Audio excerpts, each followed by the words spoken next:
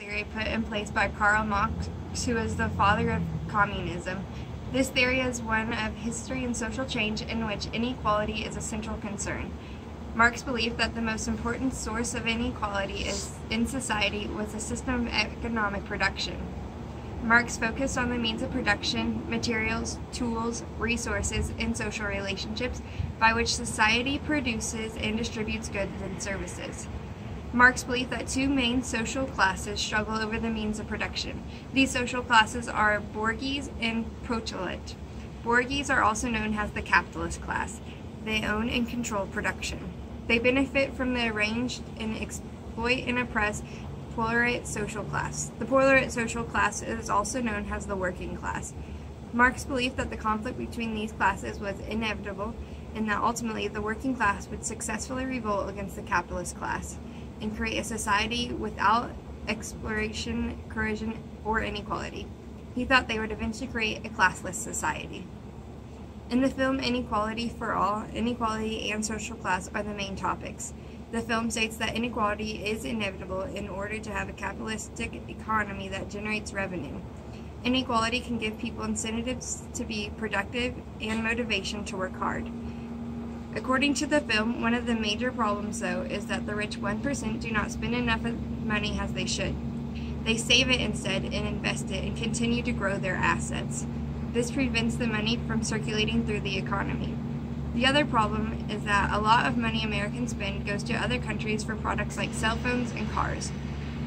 We are helping grow the economy more than our own. Like the film states, I do feel that inequality is important, but can sometimes become a problem. I do not agree with Marx that we will inevitably have a classless society. I believe that we do need to have some social classes to help people function and grow and to help our country grow. However, I do believe that as a society, we need to close the gap a little on social classes. There should not be such a difference between classes that the richest 400 Americans own more wealth than the bottom 15 million rest of the country, according to the film.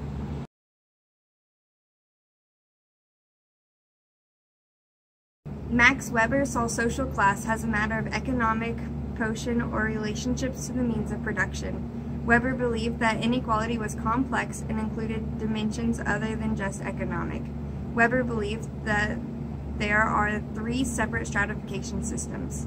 He believed that first, economic inequality is based on ownership or control of wealth and income. Second, Weber believed that the system of stratification revolves around differences in prestige and esteem.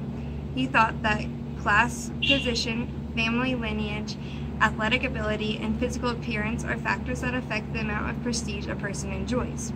Weber's third stratification system is the ability to influence others, impact the decision-making process of society, and pursue and protect one's self-interest and achieves one's goals. The film Inequality for All discusses inequality of different lifestyles of the different social classes.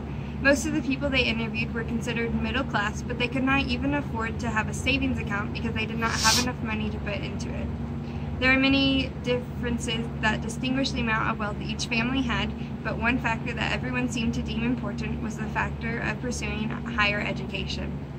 One of the guys interviewed in the film got laid off and decided to go back to college because he knew that it would help his family's social status. I believe that Weber may have been onto something with these three stratification systems. I do see an economic inequality based on ownership or control of wealth. The nicer things people own, the more positive attention they receive, or the more wealthy people are, the more nicer they are treated. People want to become friends with the wealthy. I also see how the stratification system revolves around prestige and esteem. The more you are respected and the more honor you seem to have, the higher you can rise on the social status scale.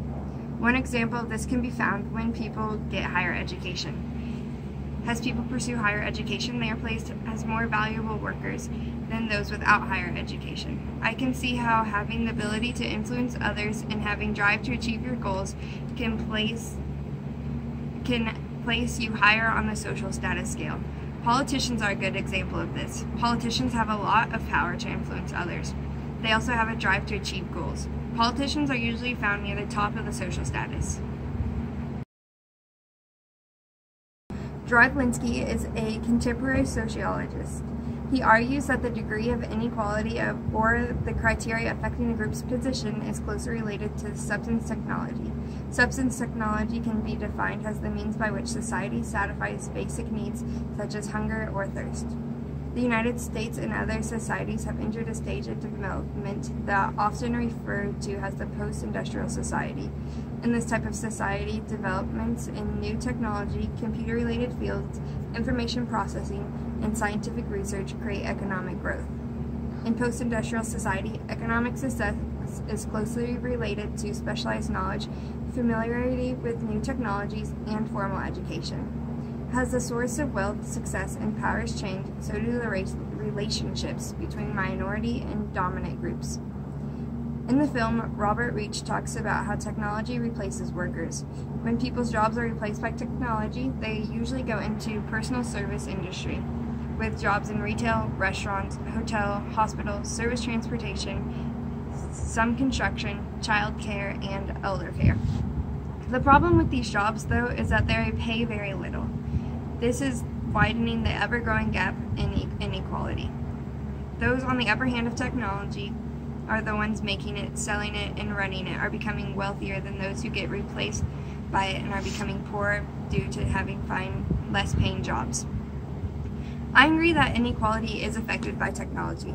I do not know if it goes as far as Gerard Linsky thought. He believed that it was related to substance technology, which is the means by which society satisfies basic needs such as hunger and thirst.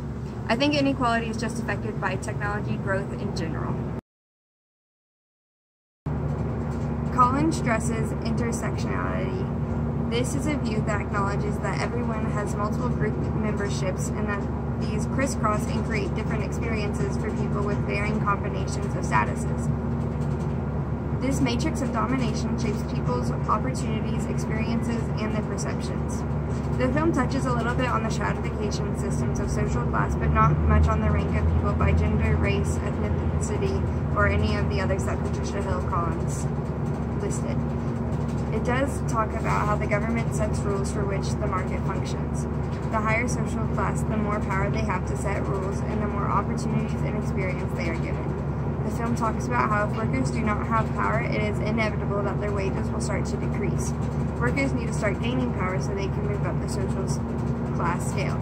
I believe that inequality is tied to the stratification based on social class, gender, race, ethnicity, sexuality, age, disability, and other criteria. I believe that everyone does have multiple group memberships that crisscross each other to create different experiences for each other. No two experiences are exactly alike, and I believe this is because of the multiple differences of groups that people belong to. Socioeconomic stratification is a kind of social differentiation where a society groups people into socioeconomic layers based on occupation, income, wealth, social status, or derived power. In the United States, our layers of power are based solely on what a person's occupation, income, wealth, and social status is. The wealthier they are, the more power they have. The more respected job they have, the higher position they hold, the more power they also have. You can see how the stratification system works in the United States on an everyday basis. You can also see it in the way people communicate and interact with each other. People are more willing to hold a conversation with someone who has more power, and they are more willing to respect their opinions and views. Thanks.